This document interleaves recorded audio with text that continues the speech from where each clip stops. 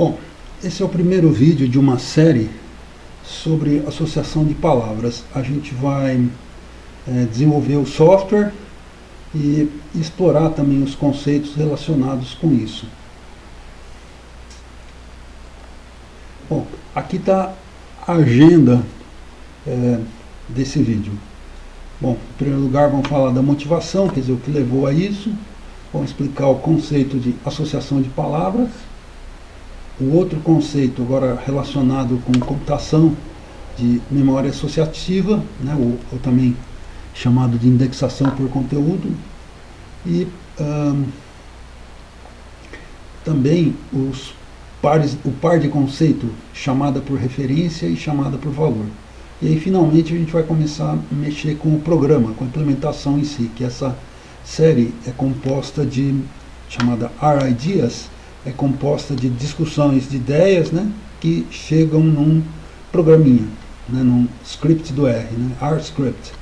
Aí a gente vai falar do programa principal, que é bastante simples. Eles têm a função de fazer uns testes muito básicos da função que a gente está desenvolvendo, que vai ser, de certo modo, a base de toda essa sequência, desse pequeno pacotinho, que é a função GENA-SOC Metrics, que é o nomezinho em inglês para uma função que vai gerar uma matriz de associações, associação de palavras. Bom, a motivação foi que os pacotes convencionais de mineração de textos, por exemplo, como o TM que a gente usou nos vídeos anteriores sobre mineração de textos, inclusive dos romances do Machado de Assis, eles têm um recurso muito simplificado de associação de palavras. É possível que seja por razões de desempenho, né, seja porque os blocos de textos que eles usam, né, os corpora, sejam muito grandes, seja porque eles foram desenvolvidos para computadores menores do que a gente tem acesso hoje em dia. E talvez por isso que esses recursos são simplificados. Bom, e aí pareceu uma boa ideia gerar um código em R para preencher essa lacuna de associação de palavras mais realista, mais relacionada com o texto, de proximidade real entre as palavras no texto mesmo, não entre blocos de palavras. Bom, e naturalmente desenvolver um pacote de software um pouco mais ambicioso, mais genérico, é uma forma da gente tanto aprender mais sobre a linguagem, quanto, no caso aqui desses vídeos, tentar ensinar mais sobre a linguagem, né? E uma coisa que pareceu interessante, os pacotes do R normalmente não são amplamente discutidos, bom, a gente não teve muito acesso enfim, as formas de serem trabalhados, serem criados, né? Mas pelo menos a julgar pela documentação, pelos tutoriais, pelos livros de apresentação da linguagem, ela se beneficiaria da gente trazer para ela, né, para esse ambiente de desenvolvimento do R, técnicas de desenvolvimento que já são mais comuns em outras linguagens. Então, essa sequência de vídeos, né, no final, esse projetinho tem essa ambição, né, essas ambições. Bom, e aqui está uma brevíssima discussão do conceito de associação de palavras. Bom, a gente está entendendo associação de palavras como um índice, né, um valor numérico que vai indicar o quanto a ocorrência de uma palavra condiciona a ocorrência da outra, né? Em termos, pelo menos analógicos por enquanto, dá para a gente imaginar que isso é uma forma de probabilidade, ou até uma probabilidade condicional. E também dá para imaginar, né, que num contexto mais próximo dos estudos de linguagem, essa associação de palavras possa ser base de conceitos mais amplos como contexto semântico. Bom, isso aqui é só uma pincelada nos dois temas, né? Dá para dizer que essas noções de probabilidade e de contexto semântico vão ser bem mais exploradas mais adiante nos próximos vídeos. Por enquanto aqui é só o perfume delas, vamos dizer assim. Bom, a gente vai estar seguindo nesse conceito de associação de palavras uma abordagem que prima, né, pela simplicidade, porque a gente só vai identificar pares de palavras contíguas, né, diretamente próximas, né, também com distância zero. Mas essa já dá para antever, já dá para dizer que essa abordagem, apesar de tão simples, vai poder ser generalizada. E aí tem técnicas matemáticas relativamente simples que vão permitir que a gente calcule a probabilidade da associação entre duas palavras com distância maior, né, com palavras intermediárias entre elas, a partir do que a gente gerar nesse momento, né, por essa abordagem simples. Tá? Bom, então vamos falar de memória associativa. Esse é um conceito, bom, como vários em computação, que dependendo do contexto vai ter significados bem diferentes, né? Inclusive ele pode até acontecer em hardware de computadores. Aqui a gente vai usar um sentido muito mais limitado e muito preciso, né? Que é a possibilidade de acessar estruturas de dados, como listas, né? Vetores, aqui no R, como através de cadeias de caracteres, né? Associadas a elas, né? Em vez dos números, né? Então seria mais ou menos como eu dizer, por analogia, né? Claro, por metáfora, eu dizer o andar do apartamento do João, em vez de dizer, por exemplo, o segundo andar. Então é basicamente essa ideia. Então, no caso, para a gente identificar a frequência de um par de palavras, a gente vai usar as próprias palavras, em vez de um índice, por exemplo, da linha e da coluna, né? E esse recurso está disponível no R há bastante tempo, é chamado de nome, né? Então a gente pode nomear uma linha e uma coluna de uma matriz. É possível que o pessoal que criou o R não tenha pensado em usar esses nomes como memórias associativas, mas estão lá e são muito úteis. E é o que, de certo modo, são a base uma das bases do trabalho. Bom, um conceito mais, um par de conceitos, né, que é relevante para a implementação é a ideia de chamada por referência e chamada por valor. A ideia básica é a seguinte: imagina que eu tenho uma função, essa função tem parâmetros e ela, quando ela é chamada, esses parâmetros são passados por variáveis no programa principal, de uma função que está chamando essa que a gente está discutindo. Então, chamada por referência e chamada por nome tem a ver com a possibilidade desse parâmetro, dessa variável que foi passada como parâmetro, ser alterada ou não. Na chamada por nome, quando entro na função, eu salvo o valor da variável numa área temporária. Aí, se eu fizer qualquer alteração nesse parâmetro, né, nessa variável que está sendo passada como parâmetro, eu não estou fazendo alteração direta na variável, eu estou fazendo alteração nessa área temporária, onde o valor dela foi copiado. Então, quando eu saio da função, quer dizer, retorno para o contexto de quem chamou aquela função, a variável está lá inalterada. Bom, e tem uma outra forma que é chamada por referência, que digamos que eu informo para a função o endereço, né, então, onde está a minha variável. Então essa função, qualquer alteração que ela faça nesse parâmetro, vai ser refletido na variável. Tá? Bom, o R é impressionante como é uma linguagem poderosa, é impressionante como é uma linguagem flexível, e ela tem as duas formas de passagem duas formas de chamadas, né, de função e, portanto, de passagem de parâmetros. Mas, de longe, a forma mais natural é a chamada por valor, que é na qual, naturalmente, eu copio o valor das variáveis passadas como parâmetros para uma área temporária. E o que a gente vai fazer no código é a gente devolver essa variável alterada através do retorno da função. Então, esse valor então é copiado para uma área no contexto que chamou aquela função, e a área temporária da função é apagada.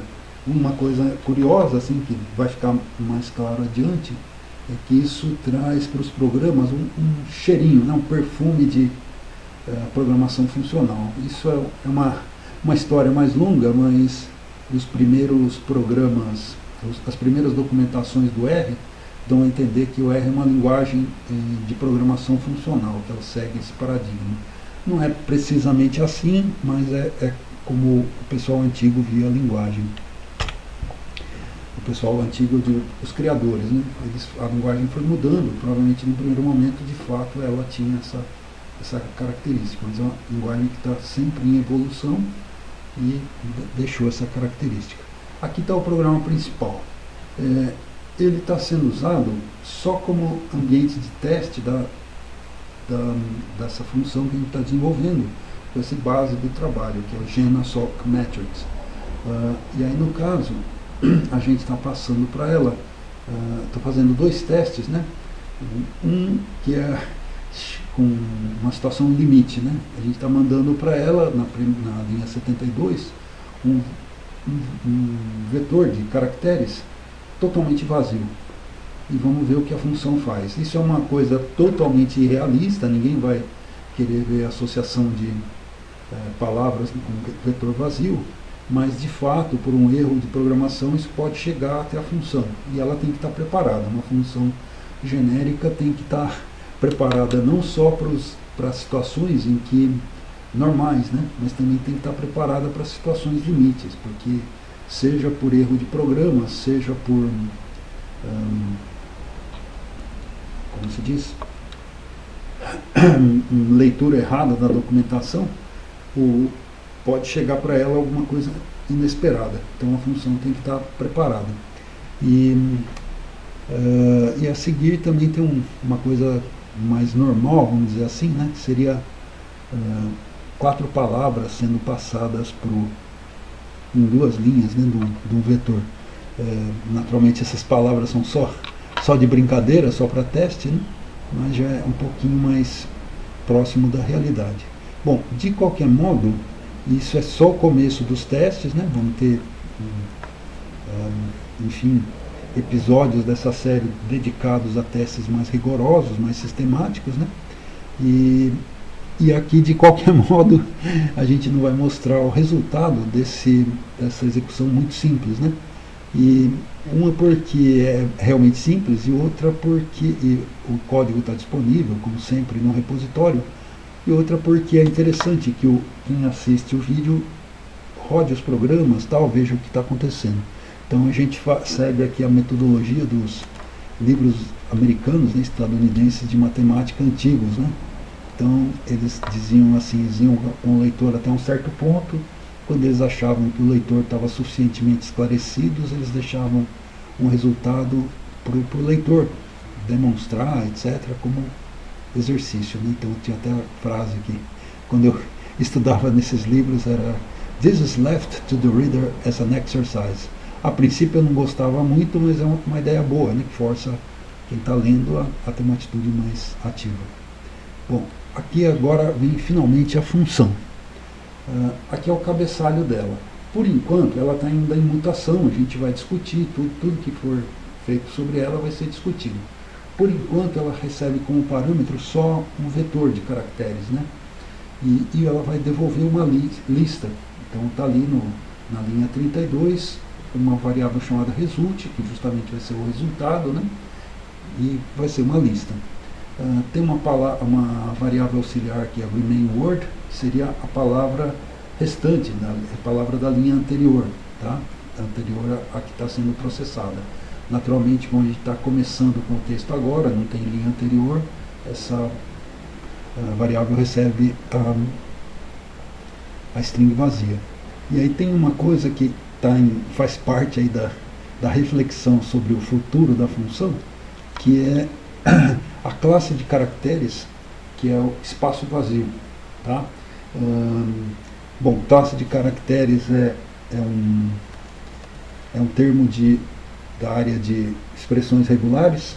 Vai ser deixada no vídeo uma série de outros vídeos relacionados com o tema, que a série R para programar está desenvolvendo, mas basicamente é um conjunto de caracteres possível. Tá? Então aí no caso tem, além do WS, quer dizer white space, espaços em branco, e além do espaço que é gerado apertando a barra de espaços, também tem o caractere de tabulação, que é gerado apertando a tecla de tab, tem a quebra de linha, que é gerada batendo o Enter, e assim por diante. Vários caracteres que podem ser entendidos como espaços no texto. Né?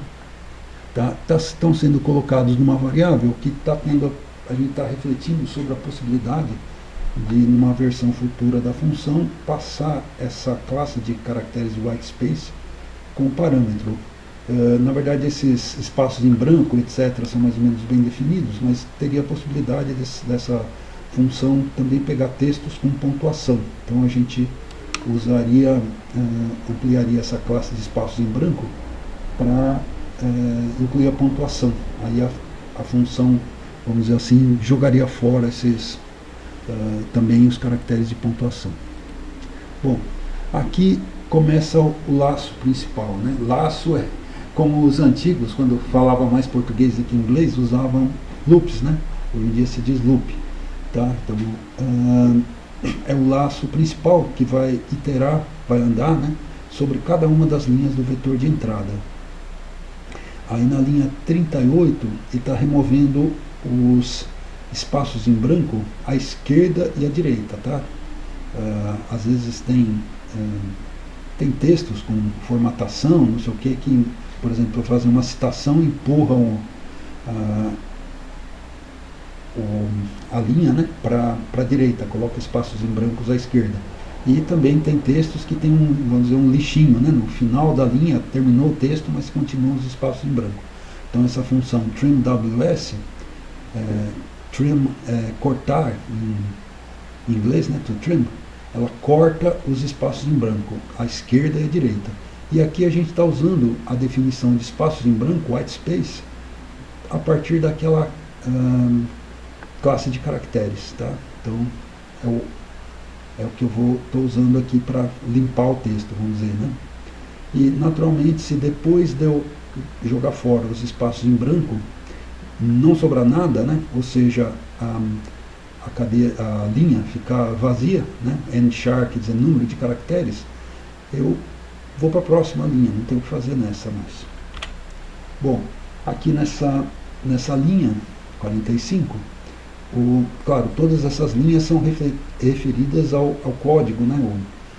Ao GenAssoc Metrics.R, que vai estar disponível no repositório de códigos do programa, dessa série, né? No GitLab. E, bom, o que está acontecendo aqui? Eu estou quebrando essa linha já sem espaços em branco à esquerda e à direita em palavras. Tá? E aqui, bom, de novo eu estou usando aquela mesma classe de caracteres, tá? E aqui essa função me devolve uma lista, mas para mim é conveniente tratar como um vetor. Por isso eu estou pegando o vetor contido nessa lista. Esse é o recurso do R para pegar o conteúdo de uma lista, né? Que no caso aqui é um vetor. Bom, aqui nessa linha eu estou tendo um código cuidadoso, né? Na linha gato escaldado tem medo de água fria. A gente está testando o código e tal, tem algumas possibilidades aqui dessa string split que não estão perfeitamente exploradas, a gente não sabe exatamente como ela funciona, então a gente está cuidando, no caso aí, de, apesar da linha não estar vazia, a string split de alguma forma devolver um vetor de palavras vazio. né? Aqui é o número de itens do vetor de palavras. Tá? Então, se acontecer isso, a gente vai para a próxima linha. Naturalmente, à medida que a gente testar e tiver confiança que isso nunca vai acontecer com o resultado da string split, a gente vai tirar esse trechinho de código. Por enquanto, ele fica aí como cuidado, né? Bom, e aqui eu estou vendo se tiver uma palavra restante da linha anterior, eu vou adicionar ela, associação, vou criar uma associação entre ela, a palavra restante da linha anterior, com a primeira palavra da linha atual. Tá? Então é isso que eu estou fazendo. E claro, vou incorporar o resultado.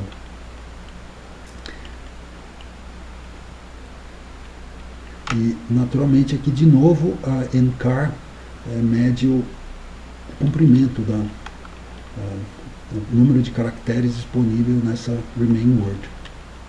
Como na primeira iteração, né, desse loop todo, essa remain word vem como a palavra, a string de caracteres vazia, então esse código não vai ser executado.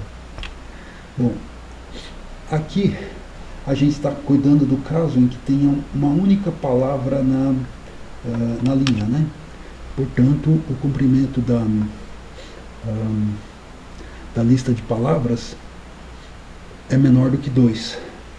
Aí nesse caso, a gente para por aí, que além dessa palavra ter sido já processada, ainda tem uma questão que no R existe uma sequência decrescente, que pode ir de 1 até 0. Tá? Isso aqui afetaria o próximo for. Tá? Então o próximo for, como ele faz? Ele começa na posição 1 e vai até a posição número de palavras menos 1. Se essa linha tivesse uma palavra só, ficaria de 1 até 0. E o loop ainda rodaria. Tá? Foi também uma outra coisa interessante. A gente não lê muita coisa, mas essa sequência de números aqui, né, pode ser decrescente. Acho que não está tão claro nas documentações.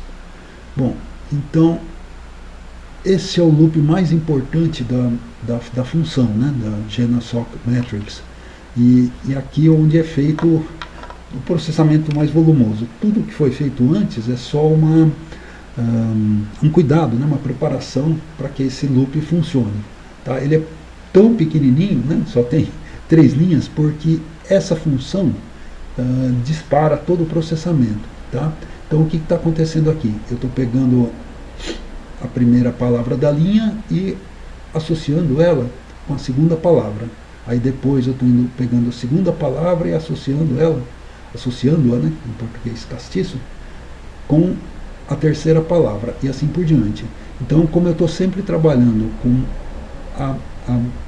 uma palavra e a próxima, eu não posso deixar esse loop ir até o final, que senão aqui estaria na última palavra e essas aqui nem existiria. Tá? No caso, até daria um erro de indexação, porque aqui eu estou indexando por números. Né? Então, eu posso deixar esse loop só ir até o penúltimo elemento do vetor de palavras. Bom, aí agora eu terminei de processar essa linha, eu pego a última palavra, tá? Por isso que está aqui o length words, e coloco como remain, para ela poder ser associada na próxima linha que eu processar com a primeira palavra da linha seguinte. Tá? Bom, e aí com isso terminando esse loop, termina a função. E aqui eu estou retornando o resultado nessa linha 68. Bom, uma coisa curiosa para quem já programa é que em R tem um recurso chamado return, né, que é comum em outras linguagens para retornar valores de função. Aqui eu não preciso fazer isso. Uma coisa curiosa é que return no R é sintaticamente uma função, não é um comando, né?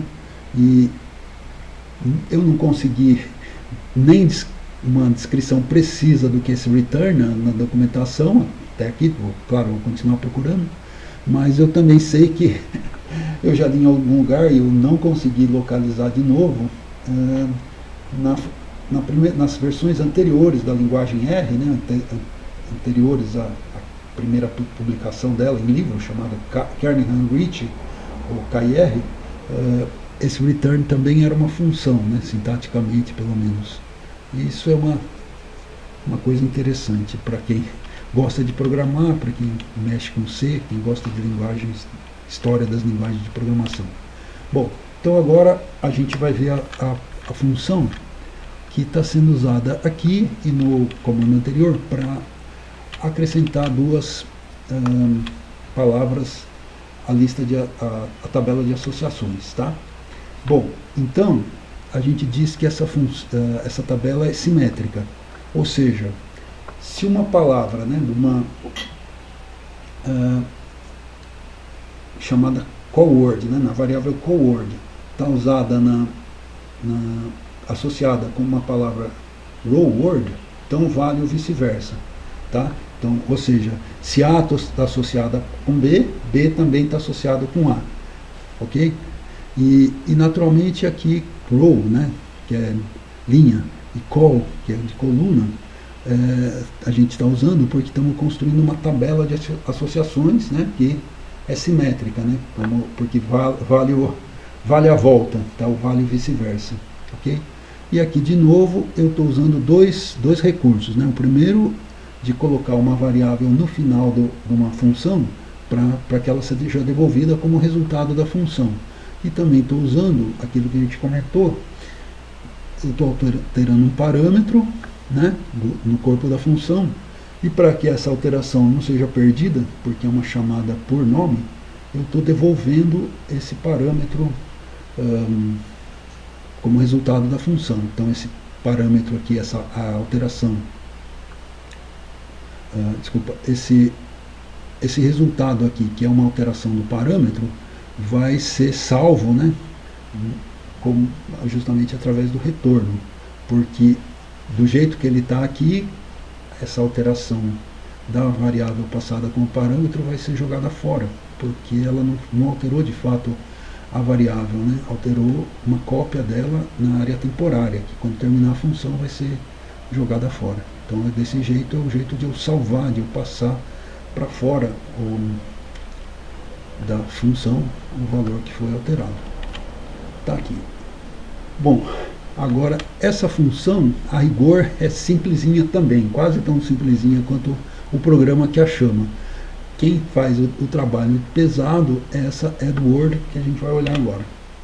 Bom, então chegamos na AdWord. O que ela faz? Em primeiro lugar, ela verifica, olha, a lista que me passaram está vazia? Tá. Então, como eu testo que se é vazia, eu pergunto se ela está nula. Is null. Aí o que eu faço? Eu vou criar a lista. Bom, aí o próximo passo, eu pergunto, a linha, né, tá vazia? Essa linha não existe? No R, como eu falei, quando a indexação é por índice, por número, e eu indexo fora da área de validade, da região de validade desses índices, eu ganho uma exceção, um índice inválido, né? Ou seja, numa variável que não tem elemento nenhum, se eu tentar indexar a posição 1, vai dar índice inválido, porque ela não tem nenhum elemento. E naturalmente também, uma variável que tem vários elementos, se eu tentar acessar a posição 0, vai dar problema. Então, agora, quando eu indexo dessa forma associativa, quando eu coloco uma palavra nova lá, em vez dela gerar um índice inválido, ela vai me dizer que aquela posição está vazia.